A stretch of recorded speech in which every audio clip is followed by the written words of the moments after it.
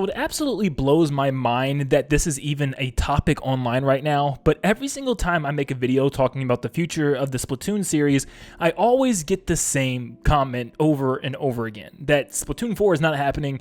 This is a trilogy of games 1 through 3, and we are done after Splatoon 3. At first I thought people were trolling, like there's just no way they're serious. But then about 20 of these comments come out every time I talk about the future of Splatoon. There's apparently some thought out there that Splatoon just was this series for 3 games, 1 on the Wii U and 2 on the Switch, and then it was just like completely done, that Nintendo just wanted to experiment with a brand new genre of gameplay that they really haven't ever touched before, and they're just done.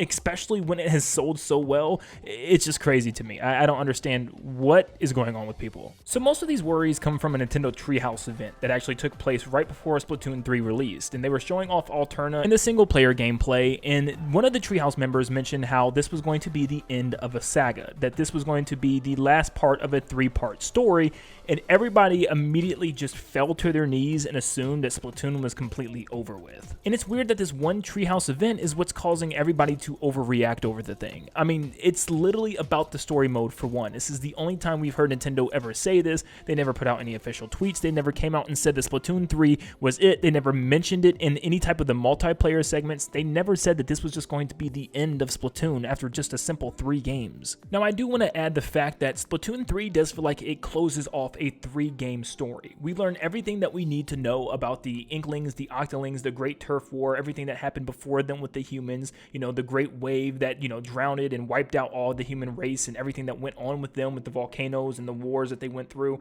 We've kind of learned about everything that we needed to, and the backstories of some very important characters, including Idols and the agents and even Captain Cuttlefish. So yes, you can definitely argue that this is the end of the current story, which is fine. I don't think they need to keep pushing on this story. So they made this story kind of wrapped up in a 3-part saga, which makes a lot of sense. So that means with the future of the series, we might get brand new characters that maybe aren't focused on the Inkling and Octarian War, maybe that aren't focused on Commander Tartar or even Mr. Grizz or anything that's happened within Side Order, maybe brand new stories and brand new information that talks more about the humans, the past life, and different situations, because these set of Inklings and Octolings and Idols are from one area of this entire globe. There's probably tons of other stories with tons of other characters in other regions, so yes, this is assumingly just the end of the current story that we're going through, before we initially maybe even get like a soft reboot of the series, you know, as we move on to Splatoon 4. And I don't think it's going to be called Splatoon 4. I think there's a very good chance that it could be called something completely different, like a new subtitle for the next 3 games or something, which would make a lot of sense instead of just going like 4 through 6.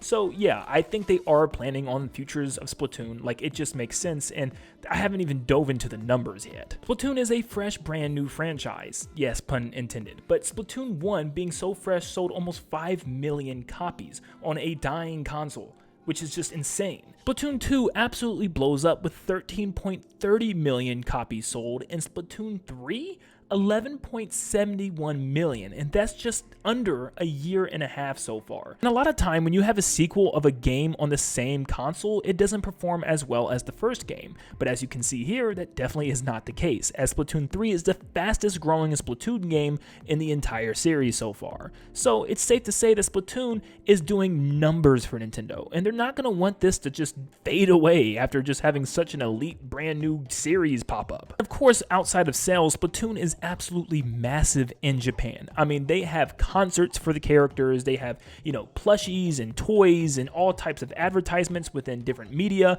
Like, Splatoon is just one of the biggest things around the world, not only in Japan but also in the West as well. But also, Nintendo has a big thing with Splatoon. It's one of the first times they've ever dove into a multiplayer third-person shooter like this, and it's one of the biggest multiplayer games for Nintendo. I mean, think about it. Outside of Smash and Mario Kart, you really don't have much, and it's always been Smash and Mario Kart. So to have something like Splatoon is huge for Nintendo and their online service and their online play. There's no way they would abandon such a big hit like this. It cracks me up too because people do the exact same thing with Super Smash Bros. Super Smash Bros. Ultimate sold 33.67 million copies as of right now, and it is at the number 3 slot for the best-selling Switch games. There is no way Nintendo is just going to be done with Smash Bros. Even if Sakurai is done, Nintendo is not going to be done. This series is too huge. They realize how much hype they gather around this franchise, just releasing new characters. They can carry that on with DLC as big announcements if they don't have big games. This is another one of Nintendo's big franchises, and a lot of people still to this day think Smash Ultimate is the last Smash Brothers. It just doesn't make sense. Nintendo would not get rid of Smash Brothers and Splatoon, two of their now arguably biggest franchises right now on the Switch. That's just stupid. But with a franchise as unique and creative as Splatoon, it's just crazy to me that people almost give it the feeling that there's nothing left to do, like they kind of ran the well dry and that they completely did everything that they could in this game, which is just not the case. This isn't a situation like Call of Duty where there's just so many guns that you can add. You know, there's so many real world places that you can keep forcing into the game. Where Splatoon is just a big fantasy game about shooting ink at players and having different style of weapons based on like arts and crafts and, you know, weird items from the real world and stuff. And it just works so well. There's so many wacky, crazy takes that you can do on different real life items in your own unique spin. And there's so many unique modes that they can still add. They've only had 4 competitive game modes, and the only casual game mode they've had was Turf War. This is a new franchise. It's new, fresh, and it's just beginning, and there's so much more that they can add to it.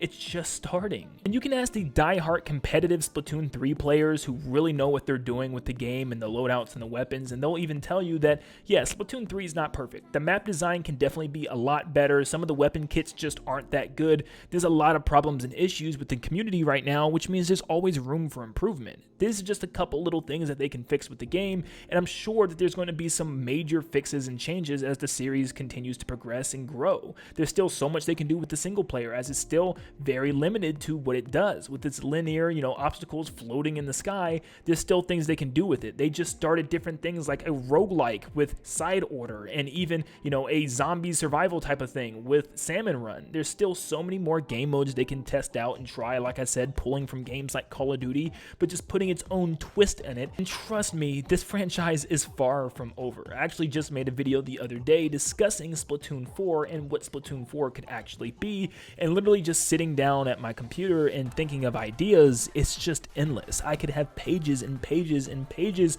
of just some ideas that would work so well within the next Splatoon game. There's so much more things that they can improve on, so much more gear and, you know, options and customizable options and online functions that they can do. Splatoon has a bright and prosperous future, and yes, especially with a new console coming out, being the Switch 2 or whatever it's going to be called, it's going to be a big deal to see a Splatoon game on that console as well. And trust me, it would just be horrible if we never got another Splatoon game again. People would be outraged, and Nintendo just has absolutely zero reason right now that I can think of to possibly just completely abandon the series after its amazing success with just 3 games. But a lot of you guys know that Splatoon is not going anywhere, but it's just crazy that there's still a dedicated following of people that think Splatoon is done. It's not done, it's just going to continue to grow. But I want to thank you guys so much for tuning in and watching this video. Let me know in the comments down below what you think about the future of Splatoon, what you think they're going to end up doing next, and why you completely agree with me, because there's no way you actually think that Splatoon 4 is not going to happen, or whatever the next Splatoon game is. Make sure you leave a like and subscribe before you head out to be updated on Splatoon everything, and like always, I'll see you all on the next one.